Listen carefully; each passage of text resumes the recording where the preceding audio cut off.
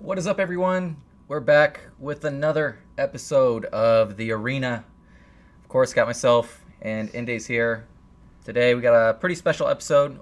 As I mentioned in the chat, we're going to start with an Axie giveaway, but hold on, we'll get into it. Just want to go over what we're going to discuss today. We're going to go over the current state of the arena ladder.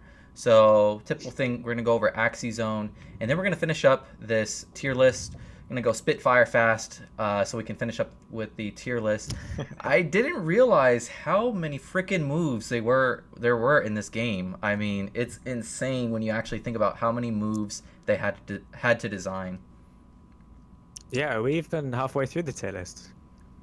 Yeah. So we got to go like spitfire fast, not too fast. There's a couple topics we want to discuss. You know, Indies and I, we've had a couple disagreements over the past couple weeks, so I would like to discuss that. But first off, let's get into the first Axie giveaway. It's going to be the typical pick a number thing. So what I'm going to do here is I am going to get on Twitter. I will PM Indies a number, and then I will announce basically you guys to spam numbers until someone gets it. All right. Indies, do you want to link what they are going to be competing for? Yeah. And by the way, guys, these Axies I will morph into adults before I send them to you, so I don't want to send any scuff petite Axies to you guys. I think that's kind of crappy. So yeah, I will morph these to adults before I send them. Okay, so the first one up for today will be this Axie I just linked in the chat. And as you guys will see, they're both petites, and this one is a pretty solid aqua. We've got Ranchu, Goldfish, Hungry Bird, and Anemone, so just a good mix of damage moves. Got a bit of survivability with the Anemone as well there. So if you're starting out, this would probably be a solid, I'd say midline aqua. Or you could even try run it as a tank on certain teams, and I think you'd have some solid success. Yeah, I really like that one. It's definitely, at the very least, a really good breeder. I mean, all of these Axies that we're going to be giving away today are going to be really good breeders. They have awesome recessive traits and whatnot. So, Ishies, thanks for the raid, mate. Ishies, thanks for the raid for 31, man. Appreciate that. Yeah, so I guess we're going to get Ishies party in here, and they'll be part of the giveaway too. So if you guys are just joining us, we are going to be doing an Axie giveaway, and it's going to be pick your a number style. So you're going to pick a number between 1 and 100. Whoever gets that number first will get this Axie. So yeah, appreciate the raid there, Issues. Appreciate that, man. All right, so I have sent Indies the number, and we are going to start in 3, 2, 1. Start spamming. Go. So, yeah, just spam numbers between 1 and 100. All right, we got to keep it on. I forgot to put on slow mode, so I got to keep a watch on this. Got the eyes today. Feeling fast. Oh, someone's close. Oh, somebody was so close. This is more difficult than it seems. Jesus. 1 in 100, guys. I saw someone that were really close, but it was oh my god, my eyes. That's fast. Oh, I saw it. I saw it. You saw it? Yep. Oh shit. Okay. Let me try and find it. So everybody stop, I guess. Seems he's found it. Can you like switch the chat off completely so we can scroll up, because we missed it the other time, didn't we? Oh yeah. I should have turned on slow mode. Everyone stop spamming, please. Oh gosh, I need to get faster with this. Subscriber only, or? Yeah, subscriber only. Even the subscriber's probably gonna spam still. Okay. All right. Okay, it was Island CTG. Island CTG. Congrats. The number was 99. So yeah, congrats, man. If you PM me on, the best way to do it is to PM me either on Twitter or on Discord. On Twitter actually, because I set it to where only friends can PM me on Discord now, because I would just get so many scholarship PMs. So yeah, that's fair enough. Yeah, please message me on Twitter. and I will send you that Axie. And then we're going to be giving away another Axie sometime in, because we're going to be giving away two Axies this episode. So it might not be at the end, guys. Might not be, in the middle. We don't know when we're going to give away the Axie. I don't want to make it too predictable for people. So, but we are going to be giving away another Axie today.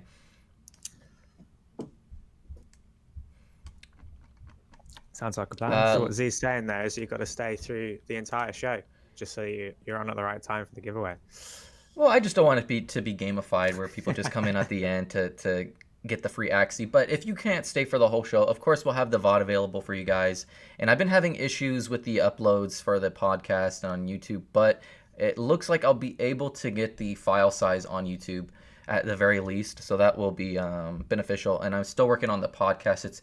It's difficult because Indies and I, we go for like 2 hours almost, and the file size is like rather large. Let me get it off of subscribers chat. There we go. Yeah, I always badger Enjoy to stick the podcast up on Spotify, and for him, I think he said Baron asked to upload it to YouTube, and then he just nicks the audio from YouTube, and it takes him like an hour, 2 hours just to compress the files and whatever to get it so he could even upload it onto Spotify, let alone uploading it. So yeah, it's definitely an undertaking. If you want, people are asking which Axie. If you can, Indies, while I switch over to, I'll just link it so people can see.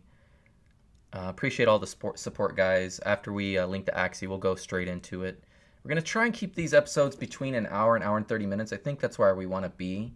But again, if the discussion is really good, I don't mind going a little bit longer. I just don't want this to be too long for those people, over in Asia and that kind of thing, because I know it is pretty late for you guys as well. Yep.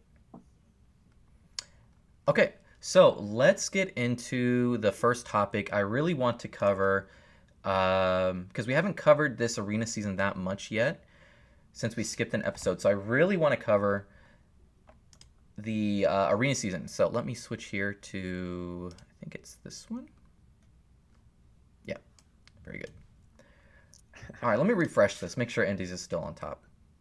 Okay, he is. I think I am. All right, Indies showing off. Freaking Indies, man. Okay, showing off. Indies rank 1 right now.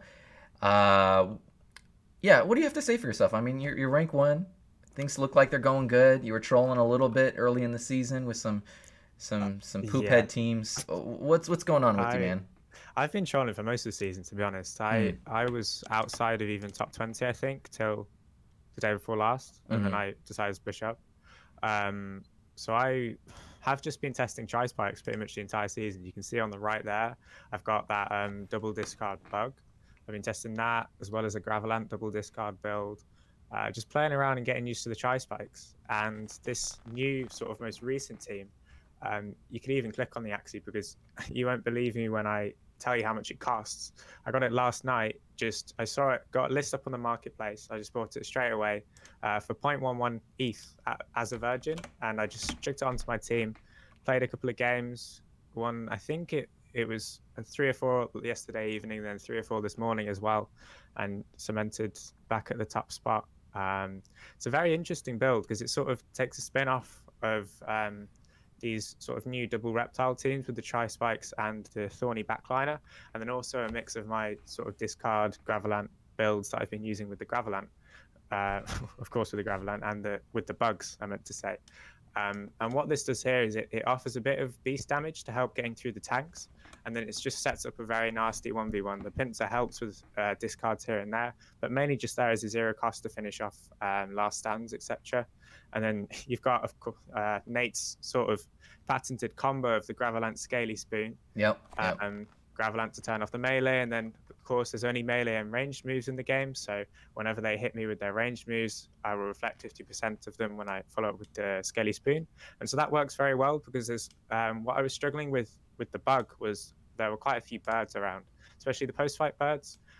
So the bug was struggling, so this helps massively against that while still retaining the counters to the aquas and even the opposing double rep builds, because there's lots of terminators and they're all melee as well, so the Gravelant shuts them off. Yeah, I mean, Gravelant has been one of those interesting cards, and like historically, and we can get into it a little bit later, but it's seen a lot of different changes, especially when there was that Patatin, Gravelant, Scaly Spoon, and I even think it was like to the point where it was like Gravelant, Scaly Spoon, what's the back that reflects melee? Uh, Indian Star. I yeah, think Indian Star. Chuck might even have used that a while back. Yeah. Yeah, and because that used to be, there was a point in time where that was really, really good to the point where it was like almost too good, and then it got nerfed, and now it's like it's still good, but it's not. I wouldn't say we'll get into it later, but I wouldn't say it's like tier A or anything. Yeah, so for reference, Gravant used to have 70 damage, 50 shield. Scaly Spoon used to be 85 damage, 45 shield, and reflect 100% of ranged moves. Yeah, So you can sort of see why that was much stronger back then. yeah. What's the main thing you've noticed this season? I mean, when I go through all of these teams, the almost the common denominator is these basically these yam tanks. I mean, I just see them. They're everywhere. Yeah, so there's a lot of still there's double Yam builds, two Yam tanks with a backdoor Axie, or in the case of Signos, he's also up there. He's got a backdoor Aqua with Yam, and then you've got, as you said, the Yam front tanks with like thorny, like Terminator backliners. So you've got the Reptile build, which is mainly the one that you see there, but you've also got some Shrimpinator in there with backdoor Aquas and backline bugs.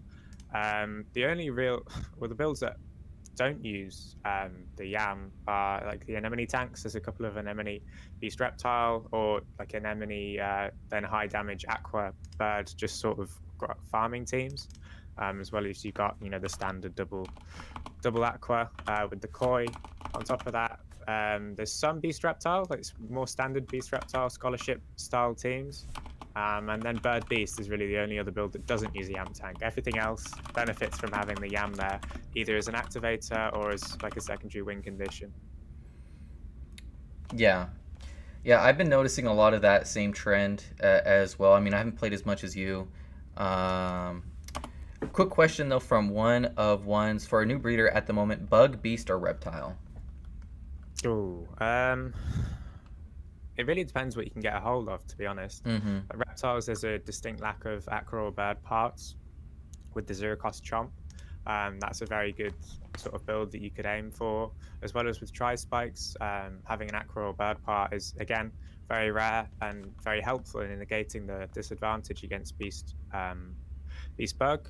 You've also got, well, for bugs, they've more recently sort of been dumped onto the market with 100% pures. So unless you're aiming for very specific move sets, I don't think it's the best idea to start breeding them.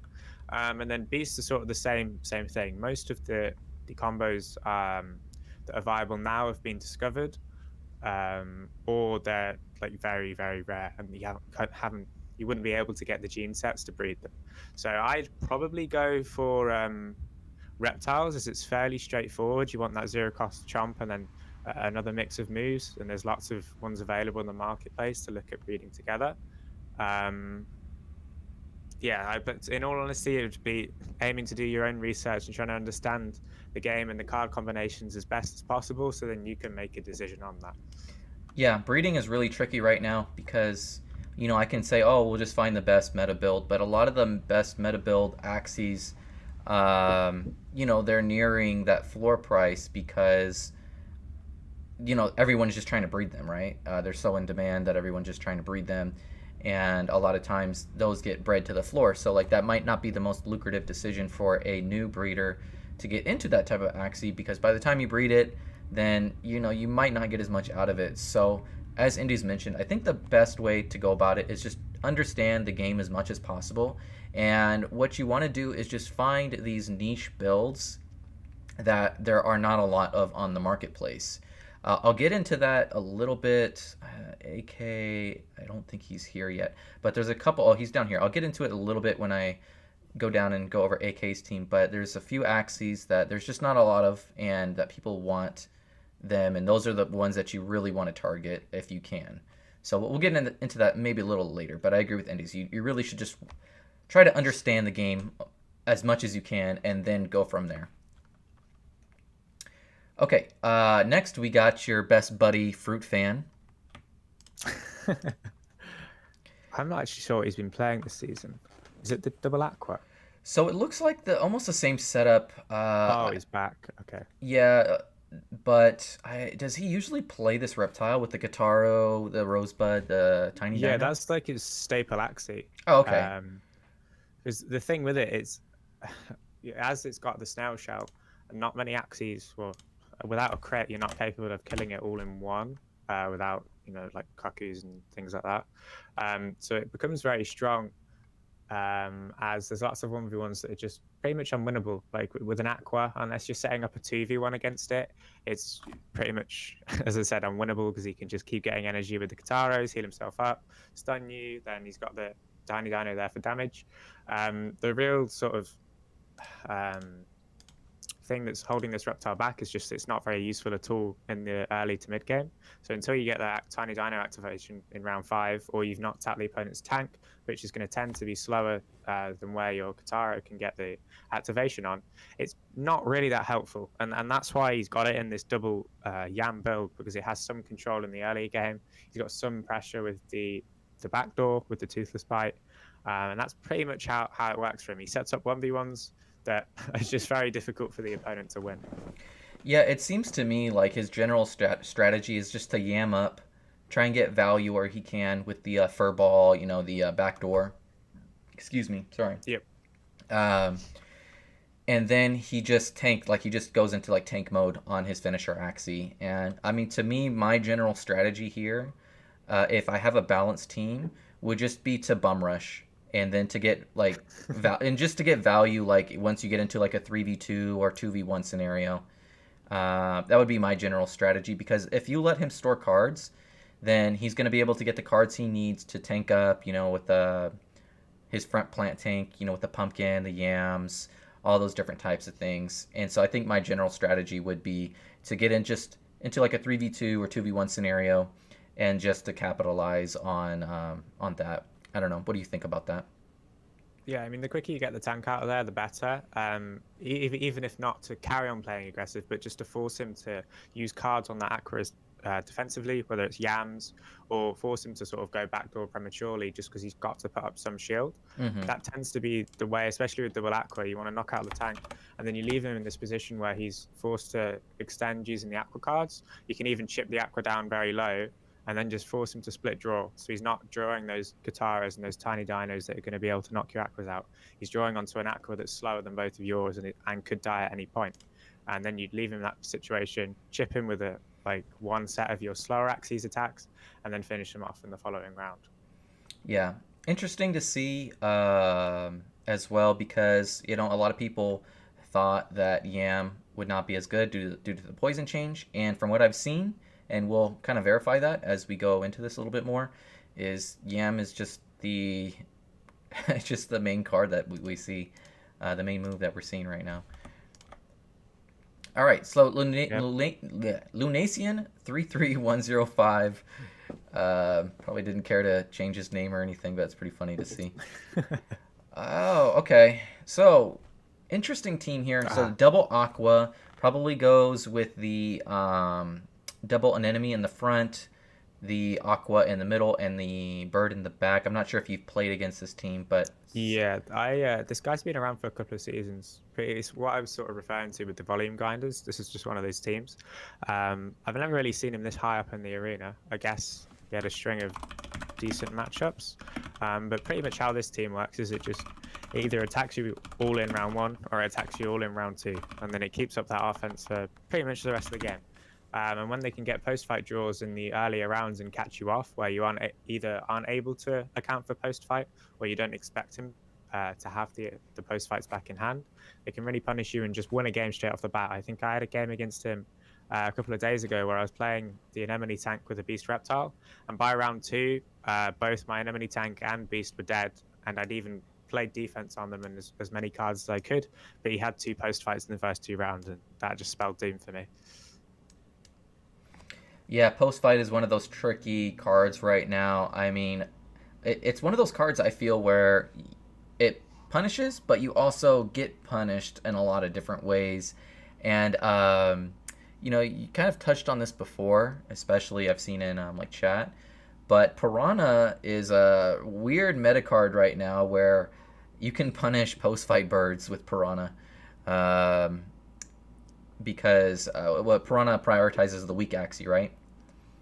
Yeah, so it doesn't even target the weakest. It's just anything that's injured. So Yeah, yeah. you have to have not touched the midliner at all. So it's mainly for Beast Bird that this works, where you've just got the tank out of the way, and then it's like on a double aqua build. If you've got a Piranha backliner, if everything goes wrong, you might get in a spot where you're injured, you've coiled up or you've goldfished up, and you're ahead, and then you can just snipe off the bird.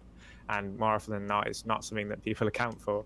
So it's always hilarious to see them put loads of cards on the bird, and then you just snipe it off with a Piranha. Yep. Yep. Okay. We'll go into the next one here. Let me close that out. Bro MP from MP Gamers. Let's see what he's running here. I think they run like a Yam or a double aqua build, I think. Uh-oh. Yeah, it's this classic like backdoor dusk with a double discard fish smack. Oh, yeah. We covered this one a little bit, I think, a few weeks ago. Not too much more to say here that we haven't said before, but a super solid build. It kind of the weird axie here is obviously this dusk axie, but when you look at it, it makes a lot of sense when you combine the move set with the bug here, and then of course it has this really meta leaf bug yam series build. So a lot of different things that you can do here once you get this engine rolling. And I mean, kind of as I predicted before the start of the season, I knew we would just see a ton of these stupid, annoying bugs. It's crazy. And I'm actually surprised that people are not playing more Cattail. We can get into that later, though. But, I mean, a lot of these different builds is just countered by Cattail. it's super easy. But, I don't know. Yeah, especially these lower damage ones. The builds that I use, sort of the I have Garish or Thorny for damage. It's not as difficult because you can hold your discards into the mid game because you've got other damage moves. But on a build like that, the Parasite is going to be one of your main sort of forms of damage. So you're going to have to use them in the early game to kill tanks, and that's where the Cattail is going to get so much value. Yeah. Okay, next we got Denzel from YGG. Oh, he's back up. I haven't seen him all season. Actually, no, I think I've played him once. I guess he just did the classic Nate and pushed up near the end of the season. Yeah, he's one of our top players at YGG. He's really, really committed and super happy with the way Denzel has been progressing. I remember playing him in one of the first 2 tournaments, and I'm just like, he had really good aqua, meta axes, but I just remember it was so predictable playing against him because from a tournament perspective, it's just like, okay, you play double aqua. I think I ran double. What's the razor bite against him? You played double reptile. Yeah, I think it might even been triple with triple spears. Yeah, it's super nasty, but it's kind of the nature of it. But I'm super happy to see him, adapting. I think this Piranha aqua he has is new, so still going with his almost Patiton style, just kind of all out damage. Double aqua team, and then even has his hair here on the plant, which is super interesting because you could like turn 1 you can you could get into a situation where you just go like hair cactus and you get value either way or something along those lines. Yeah, that's I think he switched it in this season, and its role there, as you said, is just to help kill tanks, get around watering cam because you've got that extra damage part. Yeah, it's definitely an interesting build. It is lacking on the shield, which is probably why he's chosen Red Ear there, because it's the highest shield card in the game. And yeah, as you said, it's his classic other 2 axes, just Nemo Aqua in the middle, Koi Aqua at the back, and damage is pretty much the name of the game. Yeah, these types of teams are super frustrating to play against because a lot of times you get into a situation where it's almost like they get this double aqua engine going. So even if they decide to hold cards, like you get into the situation where you feel like they're playing, I don't know, 6-7 cards a turn. I mean, something ridiculous. And you're wondering like, how are these freaking aquas killing my like plant axes? Especially with the high damage of Piranha, and like we had mentioned on the last stream, Aranda, being used just for damage. So that's what he's going for with this Axie. It's just he doesn't care that Aranda and then this blue, I think was it blue scale or something like that, blue Blue shot, Moon, blue yeah. moon, yeah. He doesn't care that they're really not like the best effects. He just is just going for damage. So it's pretty funny to see these Yeah, teams work, but that's kind of the reality of the situation. Is like people use damage as far as like getting more tempo in the game, and if you can out damage in a lot of situations, then you're going to come out on top. for sure. Next up, we got Saganos from Grexit.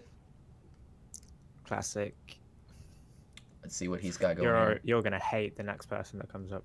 Oh, is it? Who is it? Lucy. Who's Lucy?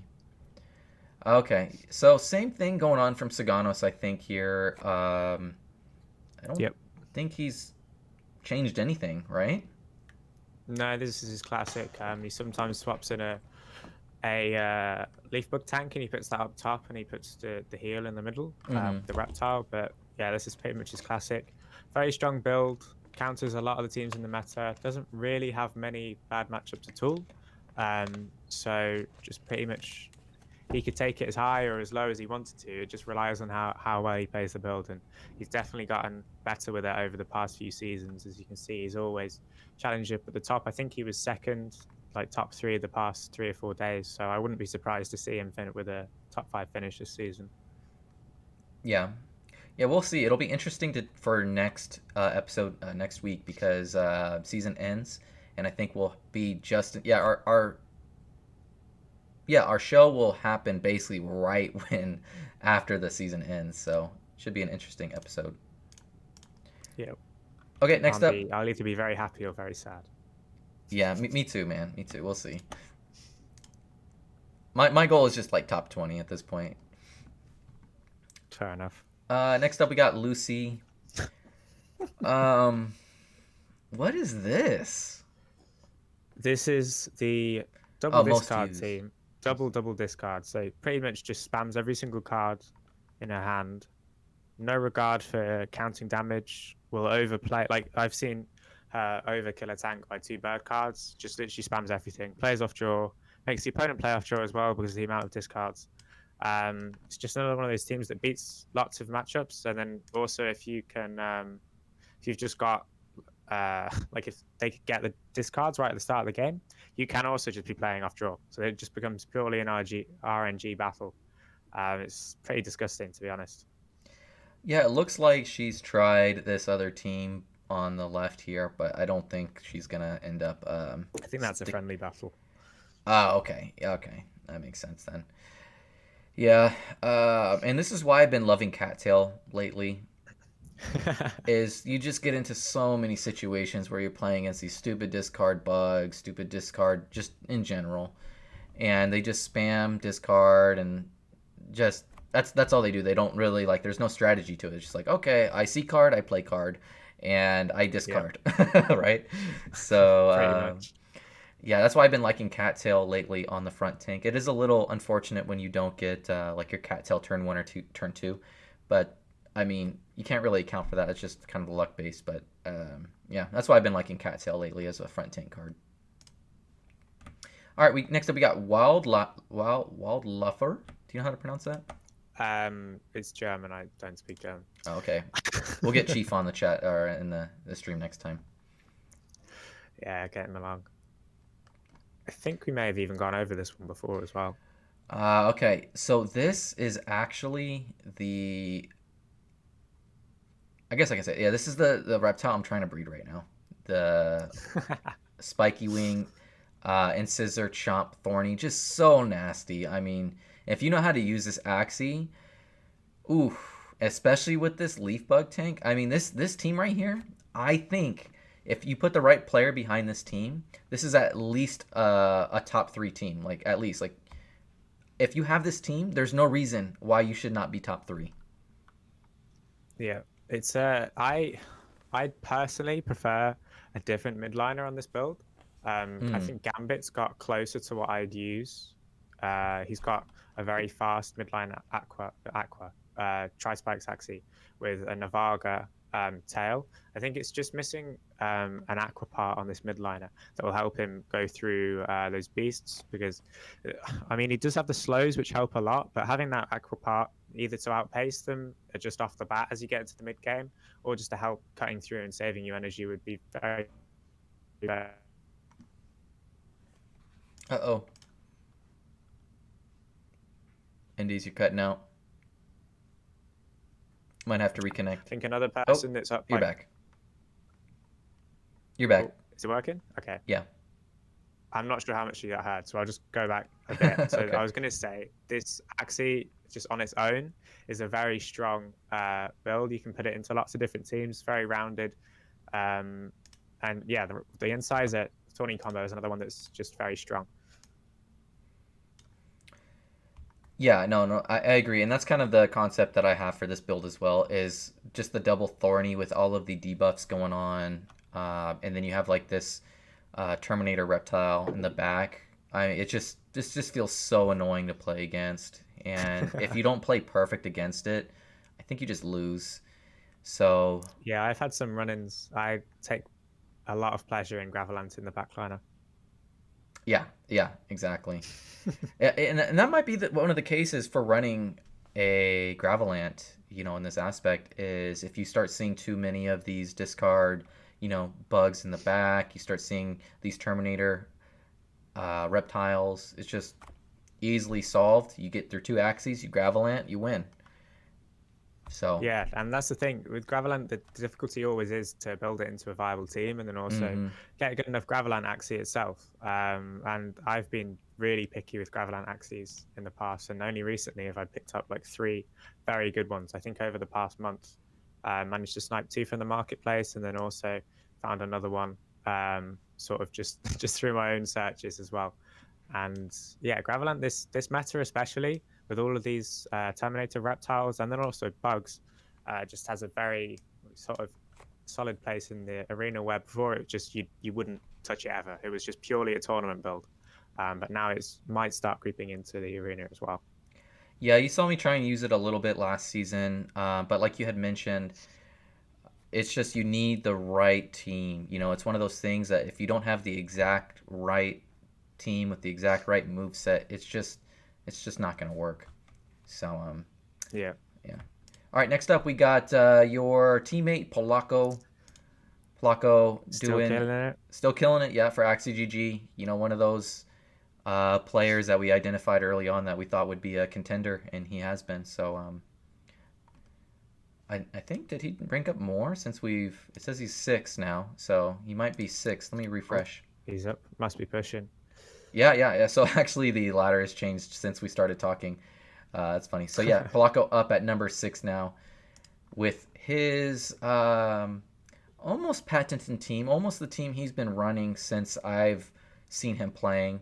I think he switched though from a pure. He used to run a pure like God combo beast is what I called it. So these 2 back axes were actually the I helped him build his like second team. So he got top 20 in one arena season with like a beast aqua build, and then I helped him build this beast reptile. And I think the swap he made was he had a can tank with carrot, and then he swapped up to this hot butt cactus one just for a bit more damage. Helps a lot against those front sort of anemone tanks as well. And yeah, this is just as standard as they come with the beast reptile. And Polacco just plays it very well, times his steals pretty much perfectly, and then he also tries to get as much value out of that Axikiss in the mid game as possible. Yeah, and this is one of those, I guess, arguments of if you can get a decent team. I wouldn't say this team is like anything really crazy, but if you can get a decent player behind solid axes, you can get yourself really far in this game. And this is a perfect example of this, because this setup to me is not ideal, from like a meta standpoint, but the way he plays it is just almost perfect at times. And if you play almost perfect, you can get really far because you capitalize on someone making one mistake, and then all of a sudden, your mid-tier team, I would say this is slightly above mid-tier, but your solid team is going to come out ahead. So this is one of those perfect examples of how skill trumps, team build and luck a lot of times. Yeah, and to just finish off that thought, there's nothing structurally wrong about this team. Like his reptiles faster than the beast. Everything in that sense is perfect. It's rounded. What Z's really honing in on is the move set itself. There are moves that, like Pocky, you want dual blade. Mm-hmm. Jaguar, there's an argument for Risky Beast there. And then even on his reptile, it's got a beast part as one of the eyes and ears. You want more health, you want more speed, that sort of thing. Iguana. You don't need to get perfect axes. You just want to make sure that the build itself is rounded and there's no sort of massive weaknesses like a beast being the fastest and get targeted by little owl, that sort of thing. Yeah, iguana. Best move in the game. Boo. Okay, we'll get into that later, guys. Okay, so I probably shouldn't have refreshed here, but okay, so we covered Lucy, Wildluffer, Polaco, Brompi. Okay, we've covered all these people. So we'll Yeah, I go think it was into. one team more than apart, and they both from the same, pretty similar builds. It's a post-fight bird, different types of damage beasts in the middle, and then a standard plant tank with cattail. And this is just another one of those, a lot of damage. One team I'd say plays this build the best out of the people in sort of the top 25, top 30 sort of range. He did win season 14 with it. He's got a good grasp of when he has to backdoor, when he has to sacrifice the bird, etc., etc. Yeah, look at this beast though. 45 speed. I mean, I guess aside from the Ronin, this beast is even with the Ronin with what he's trying to do here because I'm sure he uses the bird backline. Yep. Basically, this team, yeah, the only trick you have here is probably eggshell, and a lot of times you probably don't even want to eggshell yourself. So I think this team is just pew pew. Just I see card, I play card. Pew pew. Tank dies round one most of the time. Yeah. So this team would be super nerve wracking to play against because you're just gonna get bum rushed. But again, that's probably why well he's only got 978 matches. I say only 60% win rate. So the win rate's pretty good. That's not much at all because we're speaking over 2 seasons. Yeah, This is over what would it be now, 10 weeks? That's not a lot. Like 90 games a week, you're covering your dailies and then some. Yeah, that's in looking at the top players, that's on the lower end definitely. Yeah, that's a little bit more than what I play, and I'm only like top 200 right now. So the fact that he's able to get into top 10 with this amount of games played is pretty impressive. Yep. And just to add on, just at the end, these post-fight birds, like his build there, have recently been dumped. You can pick one up for like 0.16, 0.17. So if you're looking to replicate a build and you're sort of on that mid to upper tier bit of ladder, once you're through sort of the lower ranks of just bird beast, whoever draws backdoor first wins. I think that's definitely a good option moving forward. Probably after the next season starts, in case there's any balance changes to post-fight. But that's definitely a strong, just cookie cutter build there. Yeah, I would wait until next season, to kind of analyze everything and make a decision because you don't want to get into a situation where you buy a meta axie and then, you get some balance changes and then, you feel like, why did I buy this freaking axie for 2 weeks that I'm not going to be able to rank with? So yeah, I would wait until the next season release before you make any of those types of decisions. But again, they're your decisions to make. If you want to make them, I agree with Indies that I think 0.15 is a good entry point for a lot of these meta axies. I wouldn't, it's getting pretty expensive, guys. But again, I'm not gonna go into like financial stuff, but I'll agree there with Indies.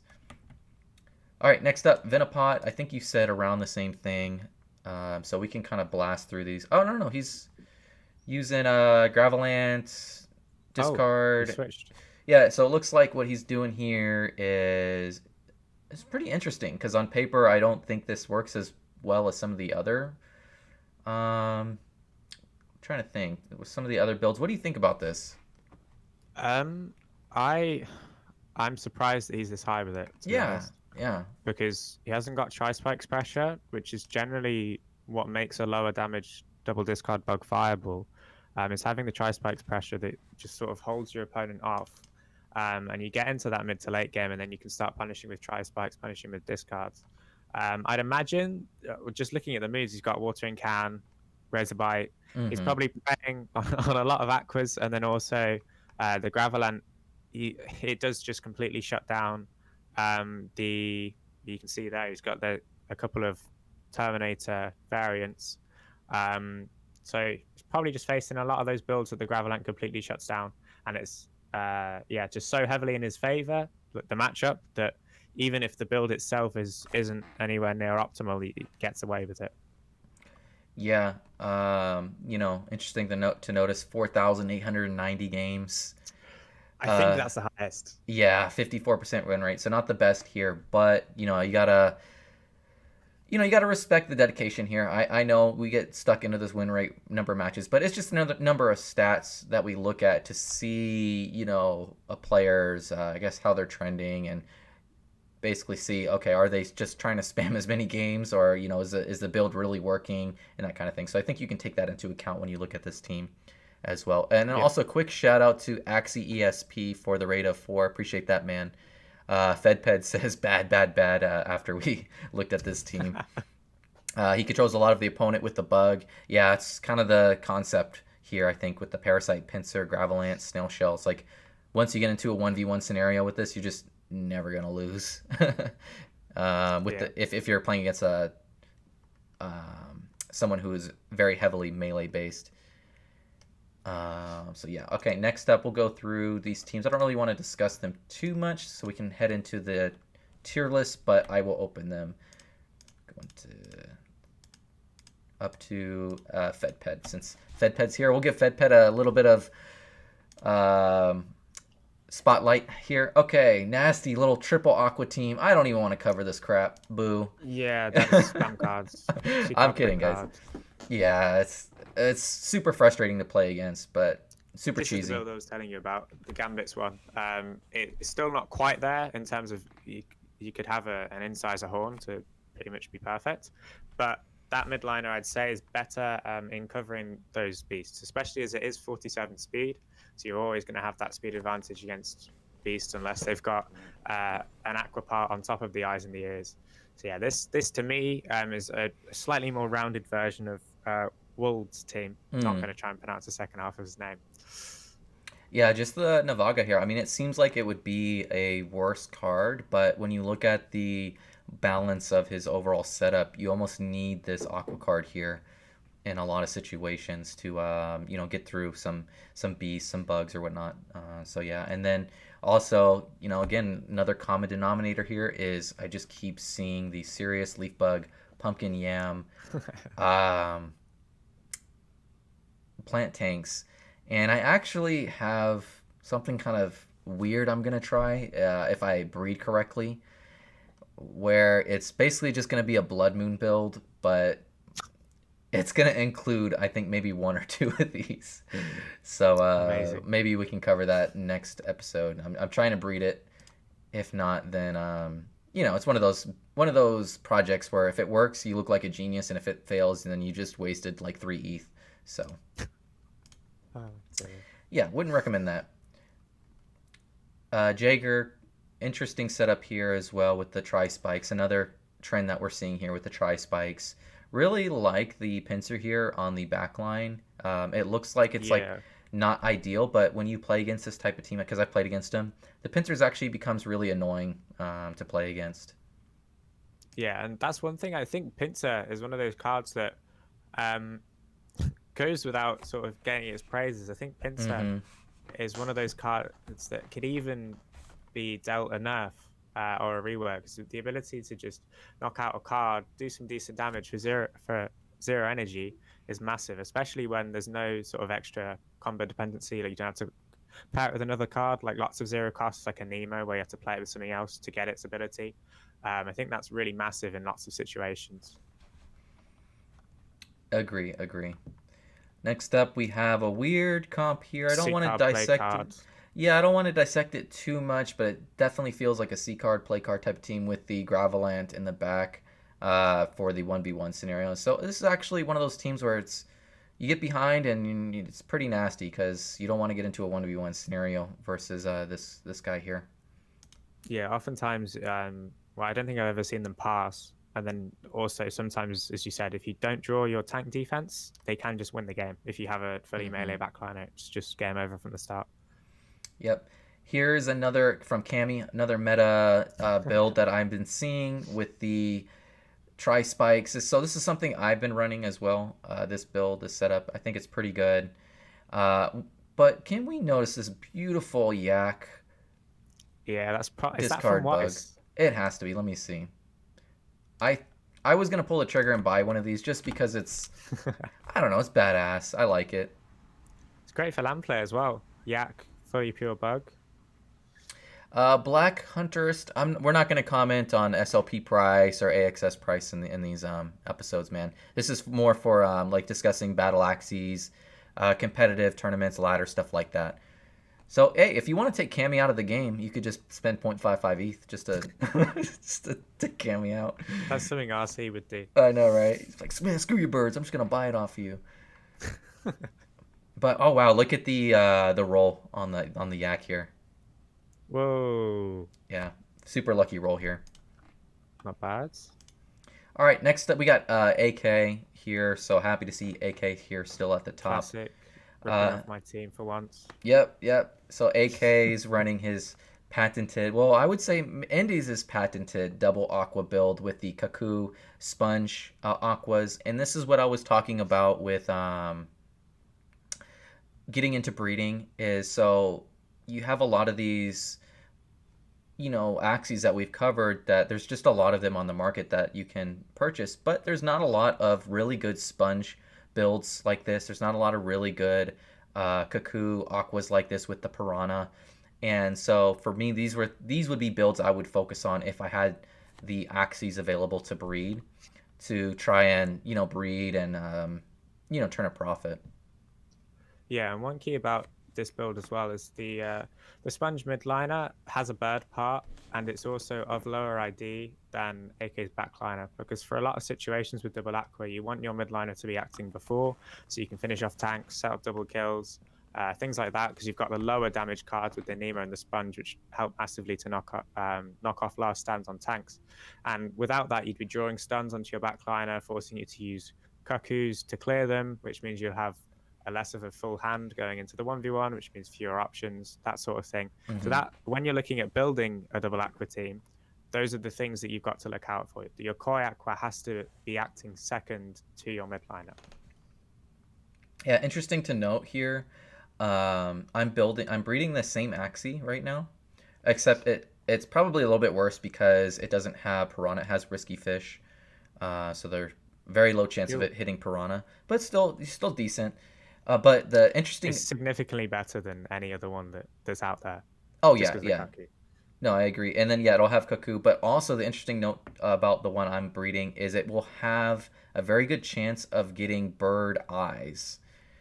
So Ooh, yeah, the super speed. a super speed aqua.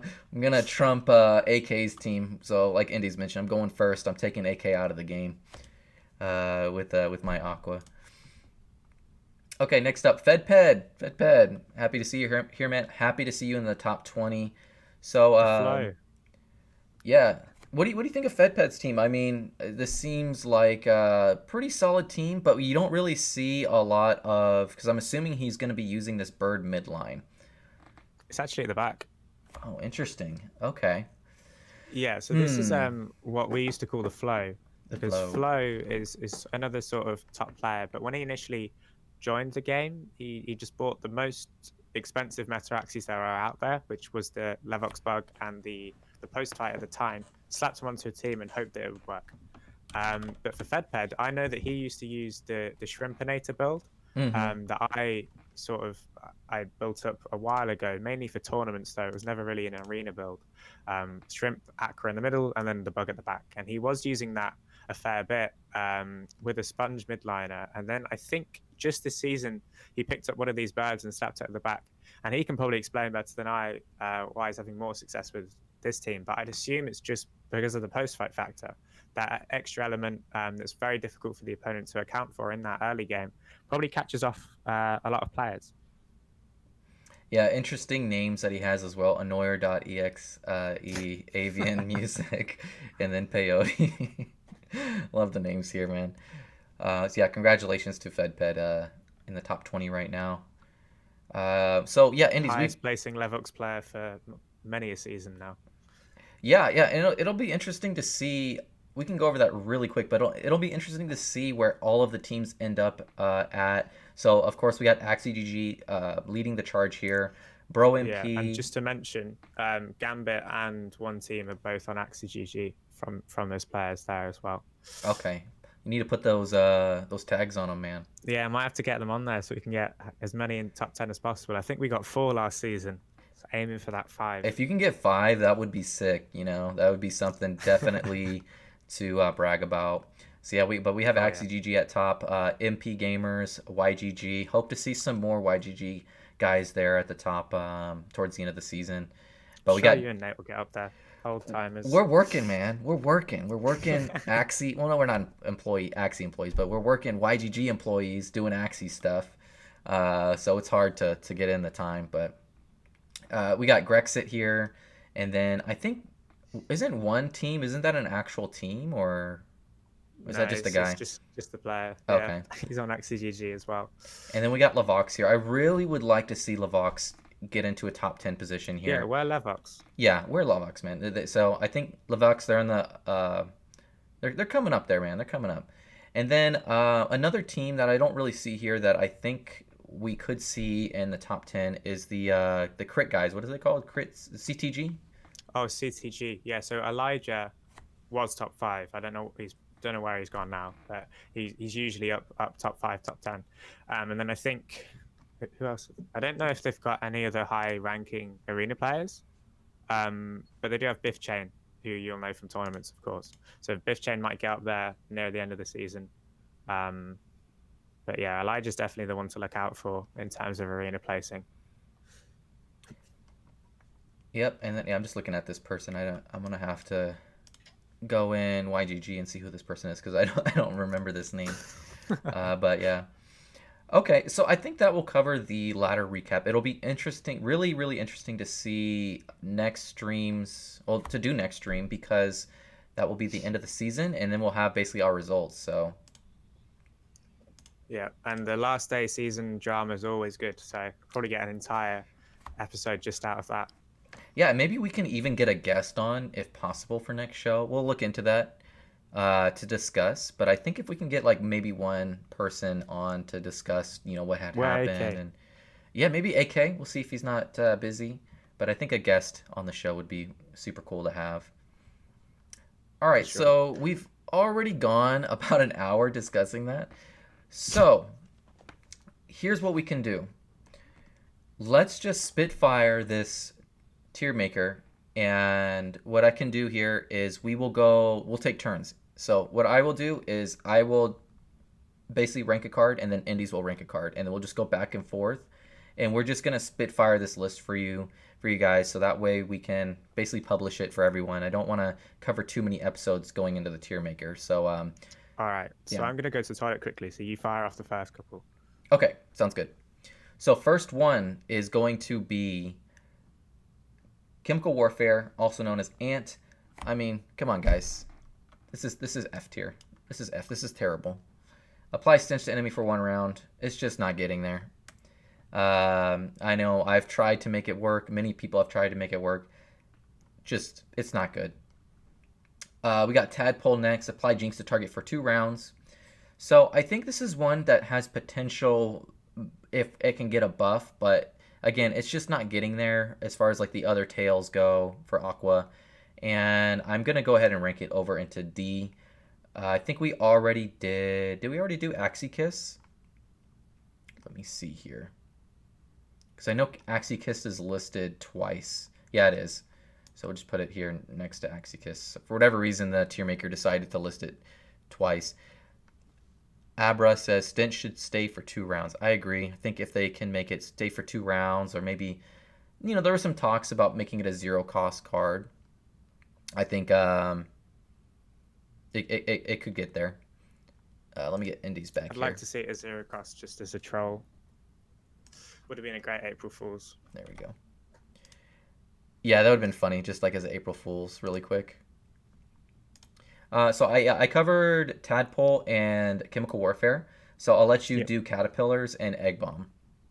Okay. So Caterpillars is an F tier card. It's too reliant on its ability to get any value. If it had 100 damage, then I'd say it's probably a good high C or low B. But at the moment, it's definitely looking like an F for me. Caterpillar is F. Yep. Okay, I'll put it high F. If there's such a thing. All right. And eggshell next. Okay, so eggshell's probably high A for me. Not quite in S tier because it is mainly used on birds, and the reason for that is just the ability to manipulate where opponent's axes are attacking, and also the ability to sacrifice your bird in place of your beast in matchups that it struggles against. Come the 1v1. It's just a very strong ability, always has been. Not having any shield doesn't really matter on a bird card, and then its damage is also just solid. Okay. Next up, I'm gonna do Feather Fan, also known as Sunder Armor. I think this for me is gonna be the lowest of D tier, if not F. But I don't want to put it in F tier just because I have seen it been used, and it has gotten some value before. So it's not completely unusable, but it's pretty bad. So I think it's gonna go the lowest of D. It's fair enough.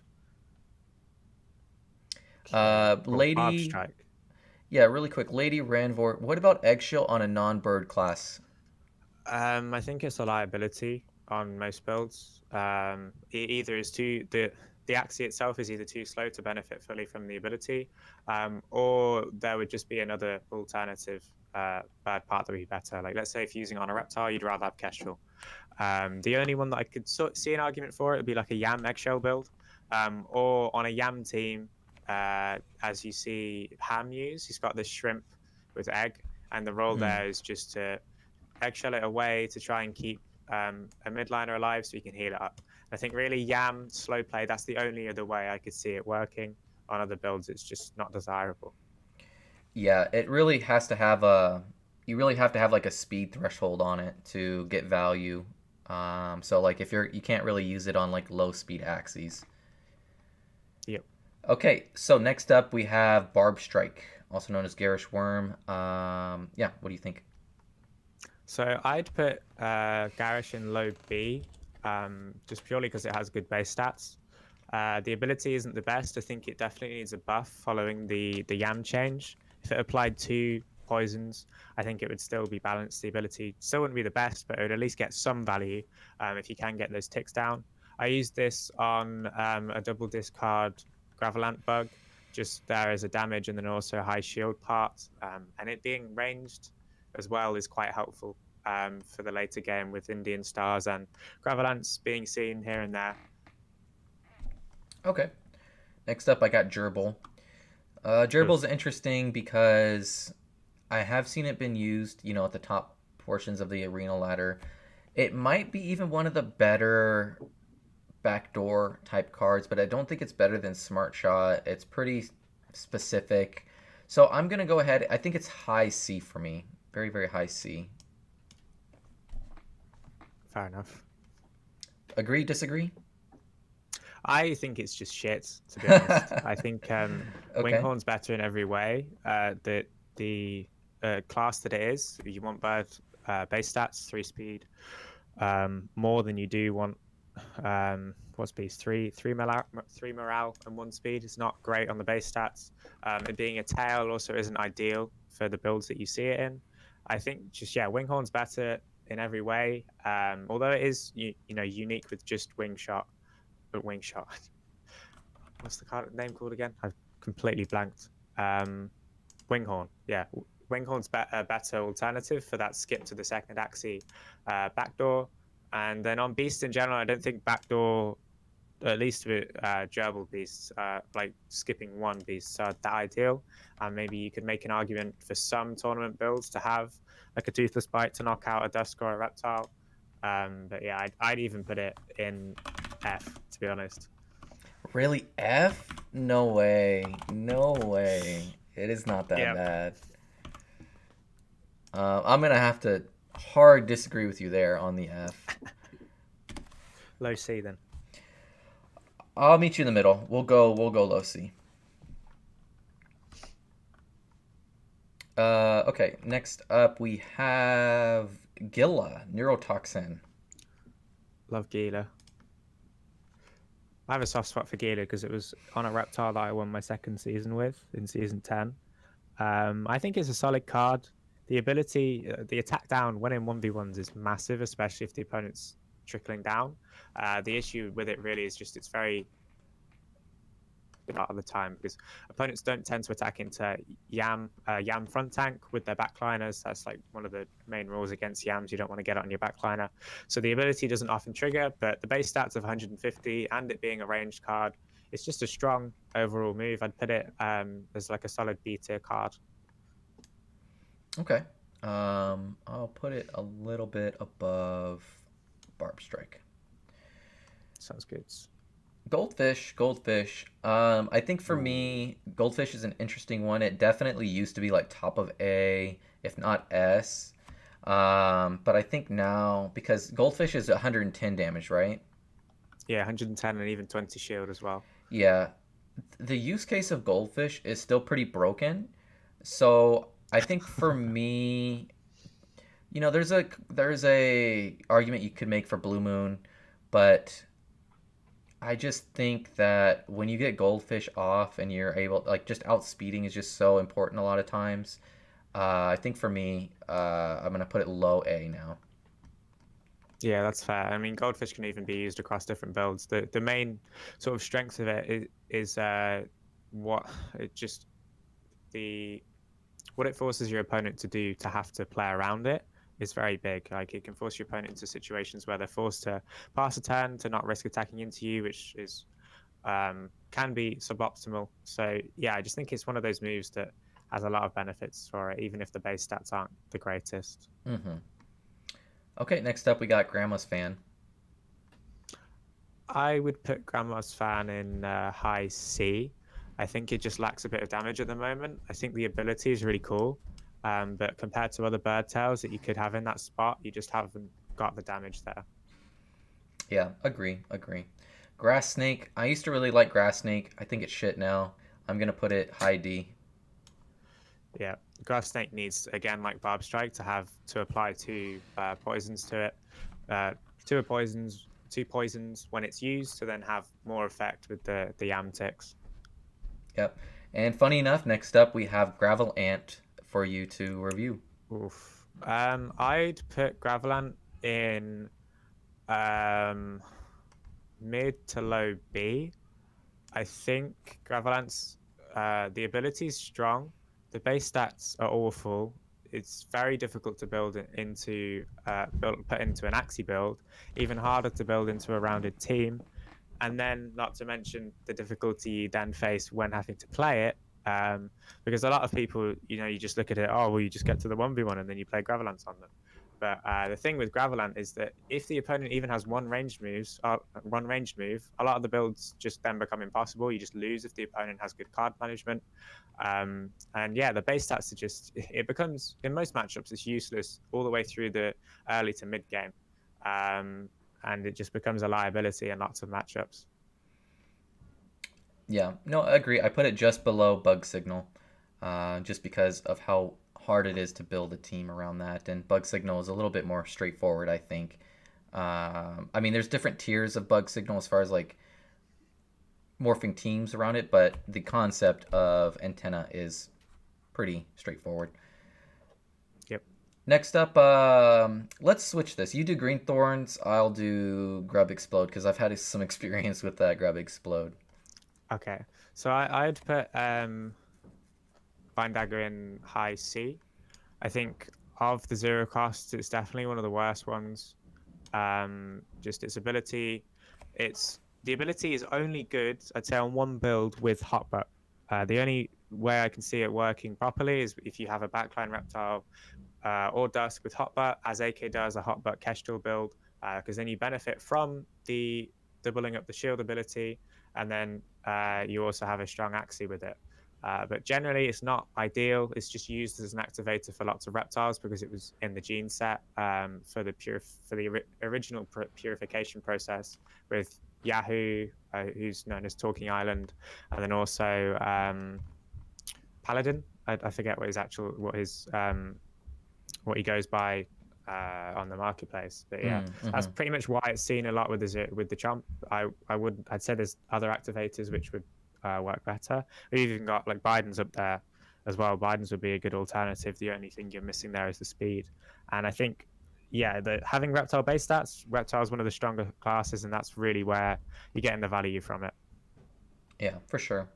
Next up, Grub Explode. I think, just to be clear, I think it's shit, but I've had some funny situations with Grub Explode, and I've actually had a couple Axies in the past that I played Grub Explode with. So it was a Jaguar Axie Kiss Grub Explode.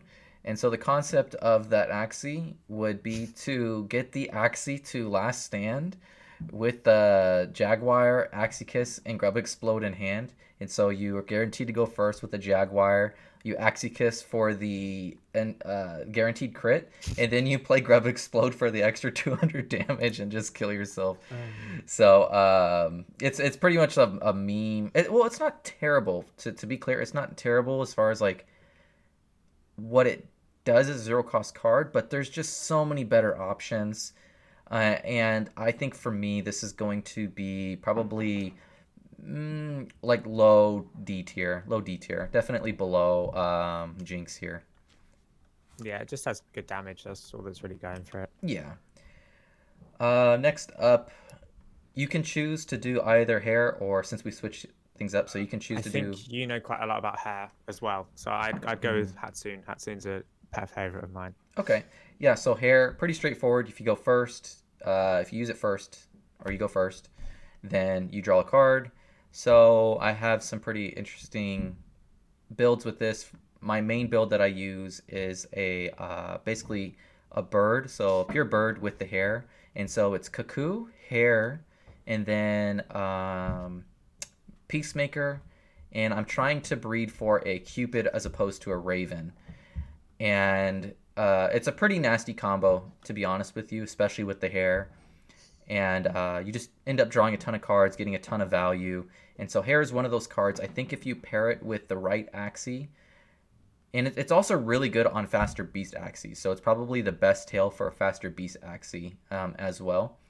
So I think for me, hair is probably going to be the best. Yeah, it's probably going to be the best beast tail, and for that reason, Yep. I'm going to place it into probably low tier A. Could even go Yeah, higher. I'd even go mid A because, as you said right at the end, it's so much better than other damage beast alternatives.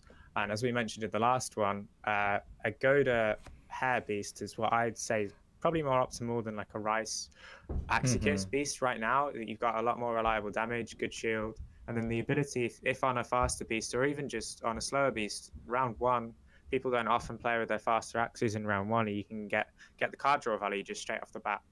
It's just a very solid card. Yeah. All right. Next up, you got Hatsune. Okay, so I'd put Hatsune in high A. I think Hatsune is one of the most slept on cards in the game. The base stats are massive, and the ability is also very helpful. Especially if we see, well, we do see a lot of Yam around, and Hatsune is basically just a straight up hard counter to Yam. You can just play a Hatsune in round 1 to 2, hold off your attacks, wait until the Yam is disabled, and then come in with all your damage without fear of getting Yam on you. I think this works brilliantly with watering can, especially because the watering can, as you know, has a bit less shield than a pumpkin alternative, so that covers you on the health. You can then use Hatsune as what would essentially be your back move with the higher shield, and then save the watering cans until you know the opponent's going to attack with their aqua cards. And it can even be used on backline builds, like as we've seen in the Mm-hmm. past. Hatsu Snail Shell is a very strong combo because again, you've got high shield, which allows you to manipulate Mm. on what one of your opponent's attacks the snail shell would be broken. So, if you've got 60 shield to 60 or 100 shield, they can normally get one attack, which will break the shield. But if you put the Hatsune up, you can get up at 140 or even higher with another move, 160 sort of range. And then that will then make them miss their third attack instead. So there's lots of mind games that goes on with that sort of build. In the past, we used to see it with a Kataro, Cactus, or Beach build, and that used to be a very strong backliner plant in the early days of competitive. Yeah, no, agree. And I think Hatsune is one of those tales where it just disables so many different meta cards. You get so much value out of Yeah. it. Really, really underrated. Okay, next up we have Herbivore, also known as Vegan Diet. It's pretty bad, guys. For me, it's gonna be lowest of C. It's not completely like unusable as a tank card. I mean, it gives decent amount of heal and shield back when you use it, but for the most part, it's oftentimes a dead card. And there's even argument against it to go and probably into D. And mm, I just think, I yeah, think it's all right there yeah, because it's when you get value off of it, it's nice though. I will say that. yeah, and I think it just needs a bit higher base stats so that that risk reward isn't quite there. Because as you said, it can just become a dead card in matchups where the opponent doesn't have a front plant. But it does get that value if you can get it off. And I think this is one of those builds that if we do see antenna become more of a thing, of course, there's not all that long before V2 comes around, but this is a nice build with antenna because, of course, if you're playing antenna, you've got three of them. So you don't really need another serious steal on top of that. So the herbivore becomes a nice, just tanky and then also healing mouth there. But until we see that become more commonplace, I don't think there's any reason to put it any higher than C. Yeah, agree. Next up, we have Hero. Actually, I will. You do Hot Butt because you've been a big Love hot believer of butt. Hot Butt. Hot Butt. Yeah, so go ahead and cover Hot Butt. I'll do Hero. Okay, so I think hot butt's mid to high S tier. Oh, I think it's wow. one of the best cards in the game. It can be used on a front tank. I think it's the best plant front tank. Tail easily. The value you get out of turning off Sirius or other cards is just massive. It offers good damage, good shield, and the one key thing there versus a lot of the other tails is that you can cycle that even if the opponent's not going to attack, because you get the value out of the disable and you also get the value out of the solid damage. But whereas with a carrot or a yam or a Hatsune, anything like that, you need the opponent to attack into you for you to get value. And that's really key on a front tank build, especially. Hmm. And then you go back to a backline build, like you pair it with a Kestrel or even just in its own right as a beefy tail, turning off chomps, little owls, things like that that are so key to many a build in the 1v1. Hotbutt just has so much value, and the base stats are solid. And it's also what's key is it's on a plant class. So you get 3 health, and health again is something that's so massive for a lot of backliners and front tanks. Yeah, I don't think it's for me personally. I don't think it's like high mid S tier. I think the highest I would put it is A tier. You probably have more experience with it than I do. So I'm gonna have to meet you in the middle and just put it. I will put it in S tier for you, but it'll be low S tier. Sounds good. Next up, so Hero. This is a card that I've been playing recently, just with a lot of the Aquas in the meta. You get a lot of value off of Hero, and it does really good damage for a zero cost 50 damage card against like beasts and reptiles as well. So there's a lot of upside to having Hero. I mean, you can use it as a enabler. You can use it as something to get past stun. So I've been actually experimenting with basically pure aquas with just Hero instead of like a goldfish, knowing that oftentimes you're going to play that ID battle of trying to be the lowest ID aqua. And I've noticed you actually get a ton of value from the hero. Either you'll out tempo because you have the hero, or you're just out draw. And I think it's good. I'm gonna go ahead and place this card high B. I think it's that good, and I think it's gonna be probably just below. Let's see, below clam slash here. We'll put it in mid, like more mid. Yeah, I think that's fair. I mean, I was a big believer in Hero a while back. Again, tying back into that Gila, the season 10 that I won was with a Rice Hero beast. Mm-hmm. And as you said, you touched on there, it's as an enabler for the Rice Steel. Yep. And it just offers a lot of good damage and yeah, tempo, which is the main thing for it. Solid base stats. All right, next up, I'll let you cover Hungry Bird before we get into the iguana debate. Love Iguana. Okay, so I think Hungry Birds mid C. The ability is quite interesting. um, if you can get it to trigger post fight, Hungry Bird is a very interesting combo with lots of these birds coming around. Bugs coming into the meta. You can catch your opponent uh, on their what's the off their toes. Mm-hmm. And so the base stats they're decent, but I think Peacemaker is just so much of a better alternative. It's got better base stats and its ability is also a lot more consistent. So I think low C is a good placing for it. Okay, sounds good. All right, let's get into iguana. This is something Indies and I we haven't had too much beef about it, but I think we're about to because I think iguana is more or less trash compared to a lot of different reptile tails, a lot of different How options. dare you? Indies thinks it's good. Okay, so let's start off this debate. Why do you think iguana is so good? I mean, I understand the base stats are nice, but you have other options. You know, like you got Gilla, you have Snake Jar, you have what is it? Wall Gecko. Like for me, these are all better options other than iguana. So, what is your rationale behind iguana like being good?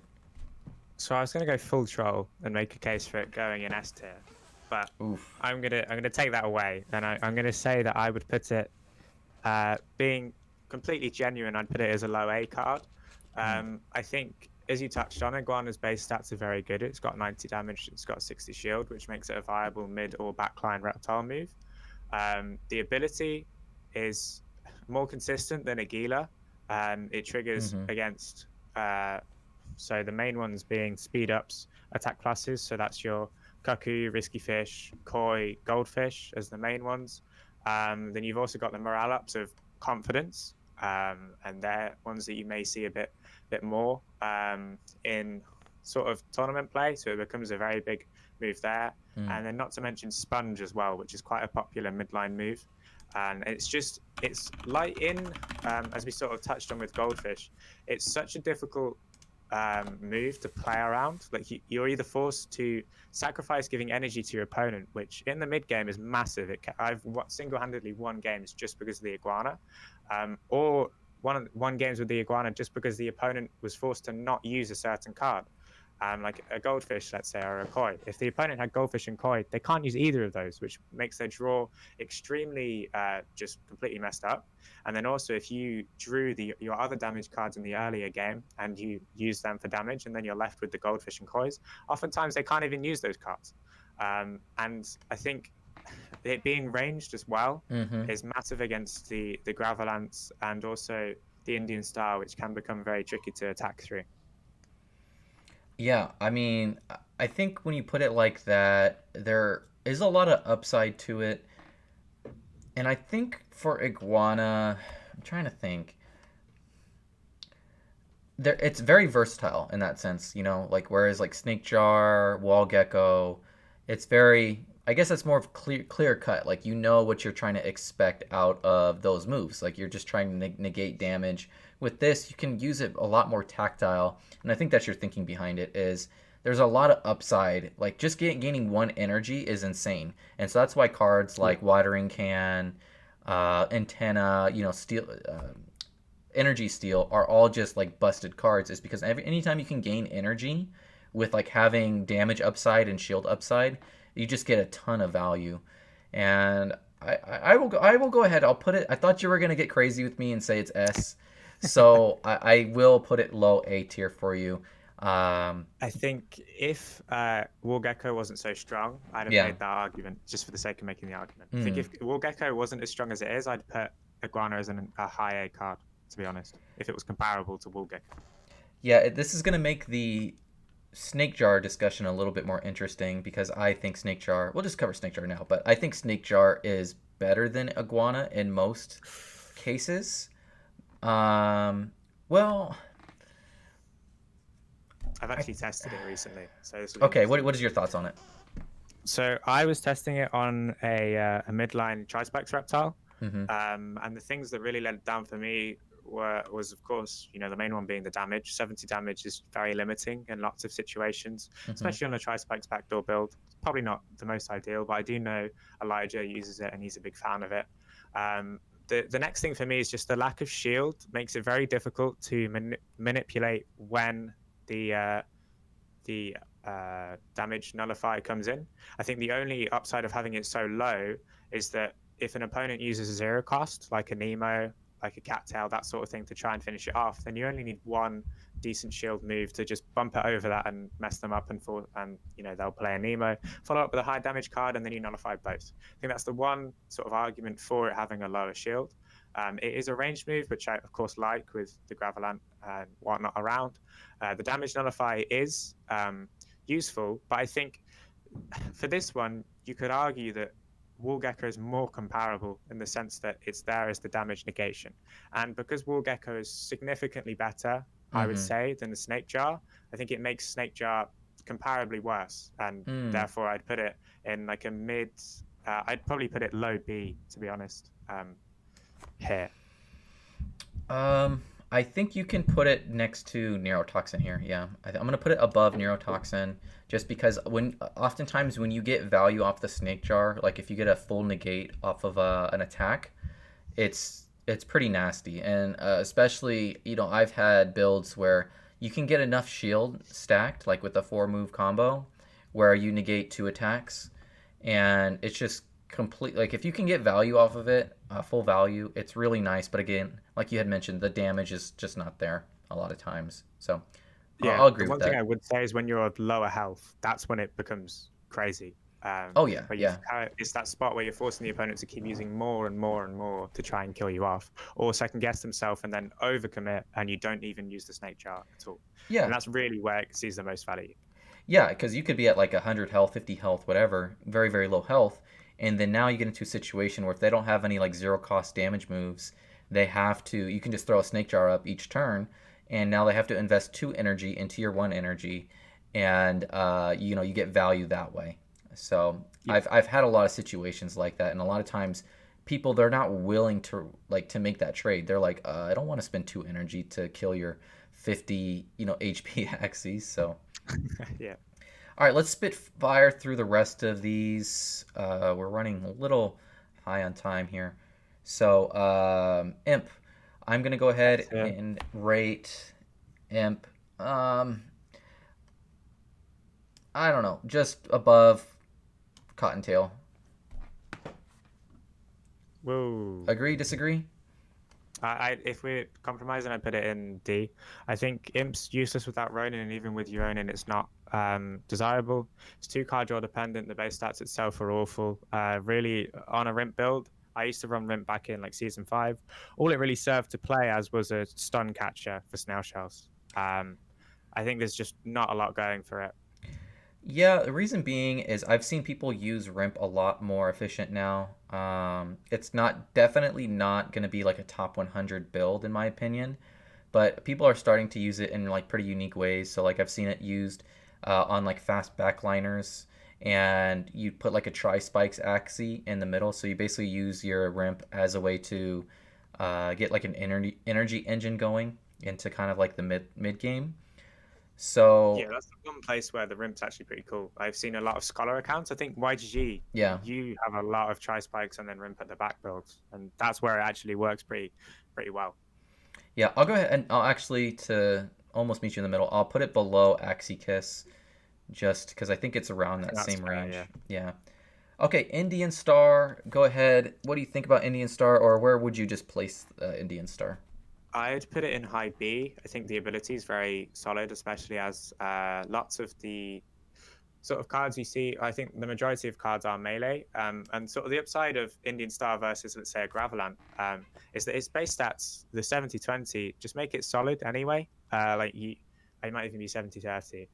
You don't necessarily need to get the full value out of the Indian star for it to be viable. It can just serve as that back move on like a mid or a backliner. I know Palaco runs it a lot with a Rice Kataro little branch midliner reptile, and then it also works well on that backliner just to negate builds like a Terminator where it's all melee, relying on melee for damage, and you can even just cycle off double Indian stars every single turn, and you can just win through that. Yeah, agree. Don't really have too much to say more about Indian Star. Next up, we have Bone Sale, also known as Ivory Chop. This is another one of those cards where it's like it's nice once you get value off of it, but if you play like a Bone Sale and then just nothing happens, then you kind of cry a little bit because you're like, oh man, like I don't do any damage and I don't get a card. So I think for those reasons, I'm gonna put Bone Sale probably. Um, I'm gonna put it just above the gerbil here, just above gerbil. I think that's fair, yeah. All right, you got Jaguar next. Ooh. Do you want to switch? I could do Kestrel. Sure, Jaguar. I think it's a solid beast card. Don't really have too many more use cases above it being a solid beast card. I haven't seen people really use it that effectively. Unlike, say, I don't know, Aqua. Well, you can't really use it on Aqua, but like, I don't know, like a reptile or something like that. I think it's primarily just a solid beast card, and oftentimes you don't really see it go off. You use this card with the intention of saying, okay, cool, like I can actually, it's a workable card now. I can, if I have it while I'm in last stand, I can go first. But oftentimes you don't really get into those situations, and I think for me, I have to put it probably, I'll put it like low B tier, low B tier. Yeah, I think that's fair. It's probably like second or third best beast back. Like Furble is the one where it's sort of near. Mm-hmm. Uh, yeah, I think that's fair. All right, Kestrel. I think Kestrel's an S tier card. I don't think it's very good on birds, but I think its use case on backliners, especially on reptiles, is just so massive. There's so many upsides. It offers good damage, which on a reptile, being a bird move negates the disadvantage against beasts and bugs. And then also disabling a horn is massive, especially in a 1v1 where opponents might not have a full hand. They're reliant, lots of builds are reliant on the horn as their main damage build, damage card. So being able to disable that offers good damage. The only thing that's the downside, of course, is it has no health. And also, I forgot to mention giving 3 speed to a reptile build is massive if you can outpace a beast, let's say. And especially with the 0 cost chomp, that offers a lot of outplay there. So I'd put Kestrel as like a solid S tier card. The only thing I guess you could argue is that it's not very well. It's versatile on a reptile, but it is not really used on many other builds. Okay, I think that's fair. I think it's good. I mean, 130 damage now is quite a lot, and Yeah. yeah, and if anytime you can disable stuff, that's nice too. So I haven't played too much around with the Kestrel, but I'll take Indy's recommendation there. Kingfisher. Kingfisher is an interesting card that doesn't get a lot of limelight.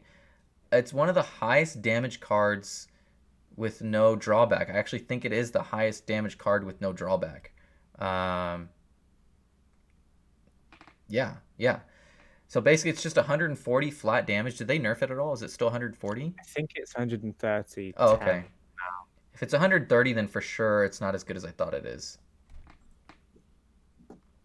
Yeah, I mean, it's decent. Its ability, one paired with a post fight, can actually trigger fairly often, and you can snipe off aquas, which is always interesting.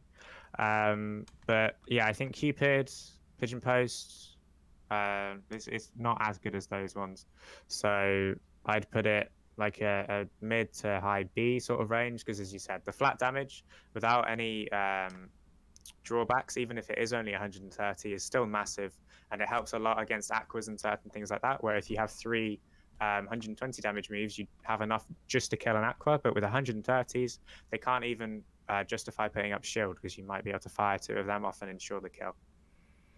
Yeah, and Indies and I, we've talked about kind of this meme build where you can go like a post fight, Kingfisher, Hungry Bird, Winghorn. Winghorn. And it'd be super funny because you could also go like Piranha instead of Hungry Bird. So you just go like Piranha, Kingfisher. You can like do Cuckoo or something. I don't know, something dumb. But Yeah. that's interesting because you can use post fight to manipulate who you want to attack. So next up we have Koi. I think Koi is just a solid beta card. It plays its role on backline aquas. Doesn't really feature anywhere else. It's not necessarily a very good midline aqua card. You've got the Nemos, and then even you could say maybe Navaga that plays that role better. Um, yeah, I think it's good for what it does. It's very good at knocking out birds. The speed up is helpful against sort of slows as well. But past that, I just think, yeah, the base stats are decent. They're not underwhelming. They've been changed to 110-30 now. So yeah, it's just a solid card. Agree. It does its job well. Um, we have Kataro here. Kataro is one of those interesting cards where it's like it's nice, but it's not that nice. A lot of times if you can get like a Kataro almost like engine going where you're for sure gaining energy, then that's fine. But it's not. It's one of those cards where you're not guaranteed to be faster unless like you have one of these weird Kataro builds like on a plant where you're going Kataro like cactus or something like that. Oftentimes you'll see it now on like lower speed reptiles. It's solid. It's solid, but for me, when I play it, a lot of times it feels a little underwhelming if you play it like on a back axis. For me, it's more of a mid axis move where you're trying to store up, you're trying to get value off of it for your back axis. And I don't know. What do you think? Yeah, so Elijah uses it on tri spikes. Other people do as well, but on Yep. like a slower tri spikes build, Mm-hmm. where it can feature. Because then there's even more of a reason for the opponent to let you get a freer kill on their front tank because you could gain energy with it. As you said, I think it can almost serve as like an anti reptile move on backliners, where Mm-hmm. you get the slower reptile. You see it with Fruit Guy's team. He's got a 39 speed. I think yeah, 39 speed reptile. So it gets the triggers off pures, even slightly slower reptiles and beasts. So yeah, I think it's probably like a low B for me. It used to be a lot better when people didn't have pure tanks. So as a 32 speed, you'd often get the trigger against front tanks as well. But now, yeah, it's pretty much a mid to late move card. The base stats, if you don't get the trigger, really aren't that great, which is like why it's fairly balanced in that sense. I just put it like a low B. If you do get the trigger, and as you said, you get the engine running, it's a very strong card. But if you can't get the trigger, it's very underwhelming. Yeah, I will put it just, I think, in this range here. Yeah, I think I like this here, where it's at. Okay, so Yeah. we still have quite a few cards to go here. We can do this one or two ways. We can come back to these cards or these abilities at a later episode, or we can do a indies or a Z indie style kind of list off where I will say the name of the card and indies will just say whatever tier it goes in. So what would you all prefer? Should we go into these more into depth? I think a lot of the meta cards we've covered they were already at the top of the list. But what does the chat want? Do you guys want us to just finish off these, just spit fire? Indies will say whether it's like A, B, C, D, whatever, or we can go back into these other cards more in depth at a later episode. What would you all prefer here in the chat? So yeah, I just typed in the chat. Put one if you want us to cover him in more detail in another episode, or two if you want us just to fire off quickly.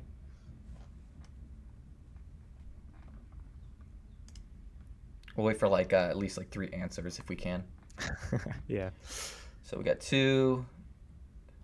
Go fast, but let us know when they're good on multiple classes. Okay. Okay, I think that sounds like a That makes plan. What we'll sense. we'll do is we will spitfire the ones that really there's not that much to say, and the ones that are notable, like as far as like the meta cards go, we can go into more depth. I think that sounds like a plan.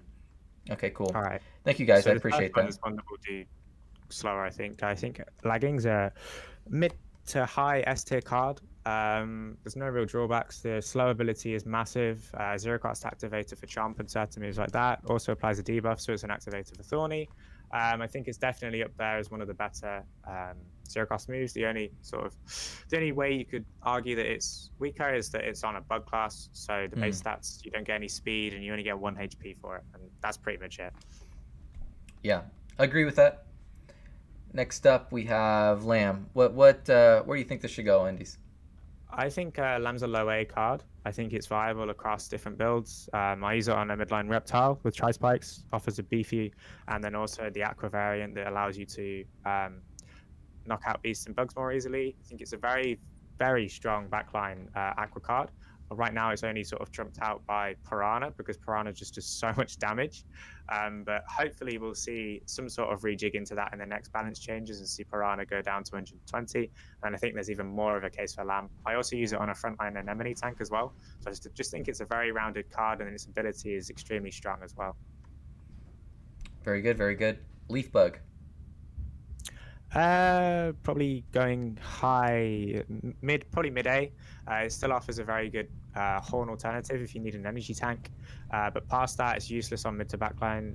Most mid to backline builds. It's not good as an activator because it's very specific. I just think it's a solid plant front tank horn. Okay, yep, agree with that. Little Branch. Probably going mid B. Just the second best damage beast move, but I wouldn't even say dual blades like any higher than like a mid A tier card either. So yeah, I think that's probably where it's going because the ability right now, not only does it not work properly, it's also unclear whether it's 25%. Is it 20 or 20? Applied 2 plus morale. Oh, okay. So on there, it's It's wrong. applied 2 plus. Yeah, it's wrong Oh, here. okay.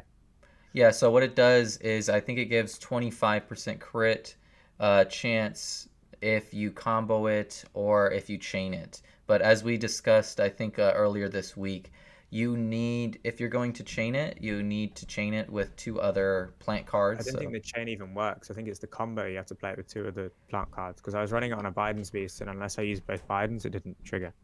yeah, I've had issues with it as well. So hopefully it's something they can look into. But yeah, I've noticed that you have to chain it with like two other plant cards, or you have to combo it with two other plant cards. So normally when you have a combo, it's like you can go like rice hero. That's considered a combo, or Yep. like if you're going to chain something, you can chain like a antenna or a cute bunny or like a garish worm, which is the barb Cheap strike, money, something like that. something Yeah. like that. Yeah, and it only requires two cards. But with the little branch, what I've noticed is it requires you to chain or combo two other plant cards. So um, I tried it out, and it's not as good as I thought it would be, but it's still a good high damage card. Yep. Okay, next up we got Little Owl. I'd put it in mid to low B. I think the first step of any team is to cover your squishy units or ones that you don't want to be targeted by little owl backdoors. You always make them little owl proof. So you have the faster axie in your team tends to be the one that you don't mind if it gets backdoored out. The only sort of argument for little owl is that it's one of the few, or aside from um, yeah, so it's one of the few backdoors that actually makes sense with the egg post combo. And because egg post is such a strong combo on a bird, I think it makes sense to still put it in B tier. But aside from that, base stats bad, actual ability not the greatest either. Okay. Um, let's see. We have Mary next. I'll cover Mary. Mary is terrible. It's not completely useless. It will be at the like higher end of D, like kind of with this feather spear, Mary, Bumpy. I've seen it used on some beasts before effectively, but most of the time it's just not good. Yeah, it was good when it was broken and you could combo it with another beast card and get 20% shield. I used to use it on a beast and you could rack up like 350 shield with a full combo. Yeah, Abra, correct there. Mary is a meme, pretty much. I think we're not gonna do a lot of these cards justice if I just spitfire them. So what I think we'll do is it shouldn't take too long for next episode. Um, no, I think next episode I would really want to discuss the end of the arena. So let's just do this.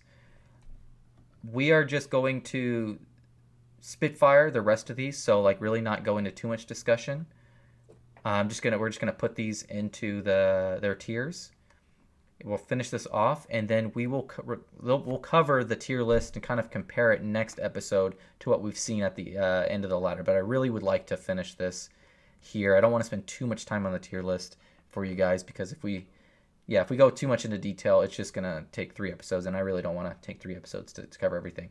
So what I'm gonna do is we'll just go bam, bam, bam, everything, put it into their tiers. So like for instance, I'm just gonna say mint is gonna be. Low A. Oh, this might be a reason why we have to discuss. Oh Jesus. Okay, here's what I'll try and do. What do you guys think about doing a pre-show next week and finishing this off? Like the first 30 minutes before the show, we'll just finish the tier list, and then we'll officially, like at our normal time, we'll start and just cover the end of the season. How would you all feel about that?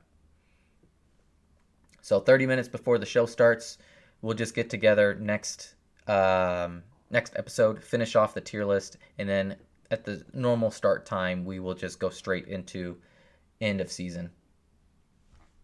Class bodies next episode, please. Yeah.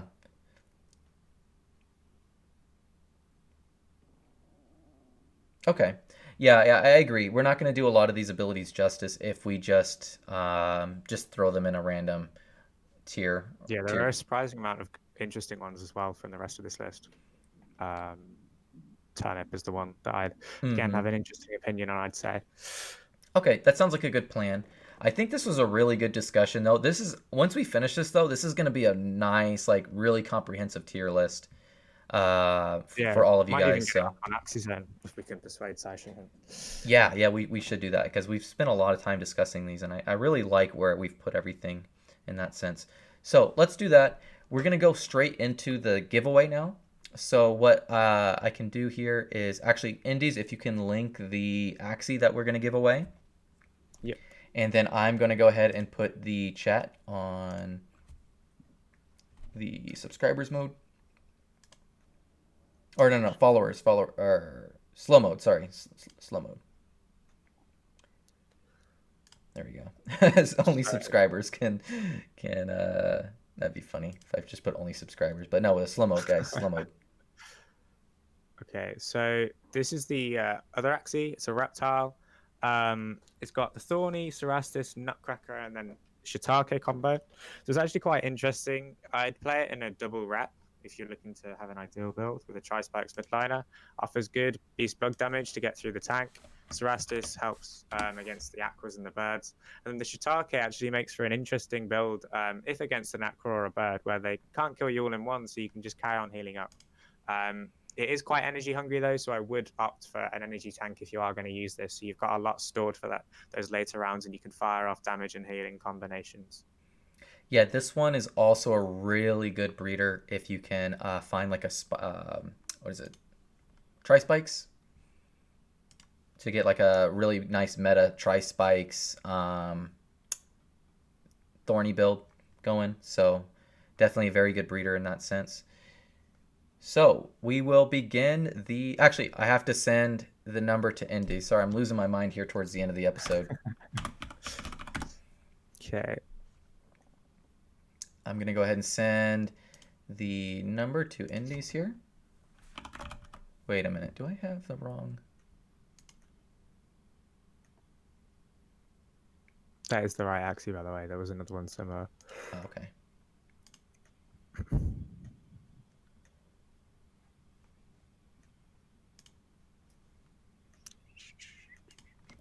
let's go with this number. Let's pick an interesting number here.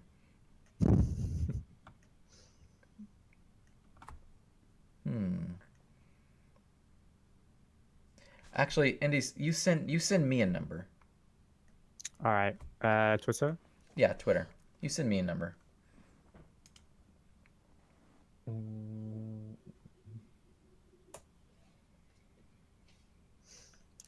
Okay. Sense. Okay. All right. We are going to start the giveaway in 3, 2, 1, go. Okay. Holy shit. Still fast. Yeah, and it's on slow mode here.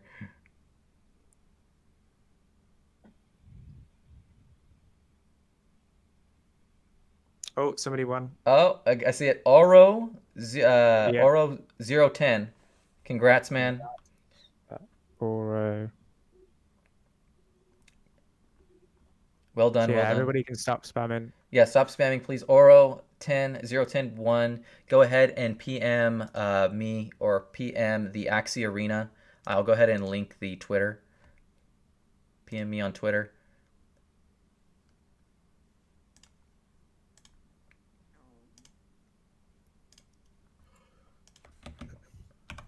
There we go.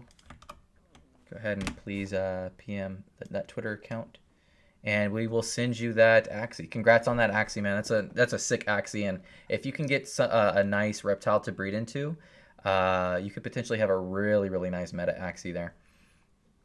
For sure. Especially if you can get an incisor on there. All right. Well, I think. Do you have any final words, Indies? Anything coming up for you? Anything that you're looking forward to or worrying about, kind of going into this next week or the end of the season? Um, not there's not really much on for me, if I'm honest. But I will say that I have and will be doing a couple more videos with Elijah up on his channel. So if you want any more sort of in-depth content as we do here, I definitely suggest heading on over to Elijah's channel. It's Axie on the Moon on YouTube. And yeah, aside from that, not much going on for me. Yeah, I've just been busy with YGG stuff. We should have some stuff to announce soon. So keep tuned with all the YGG things. I'm going to be trying to play a little bit more going into this next week. Hopefully, I can get some games in. So my goal is probably at this point top 20. If I can get the right team, I have a couple breeds that should be finishing here soon. Then I could potentially get in the top 10 if I try super hard. But I think that's my goal at this point. Just top 20, get those sick AXS rewards. I mean, I just the when you break down the numbers as far as like the value you get from participating and getting in that top 100 top 50 area is just insane as far as like how much you get back, especially like if you get in top 3, like that's like a year's salary for a lot of people in some other countries. So uh, really really insane rewards, and I think that's why we're really starting to see some people try super hard as they really want these AXS rewards. So but Yeah. yeah, I think that will do it for this episode. Again, I appreciate everyone stopping by and tuning in, and hopefully, I should have all of these, this episode and the past episodes, on YouTube shortly. Hopefully this week. Yeah, that being said, we will see you all next week. See you later. Peace. Bye.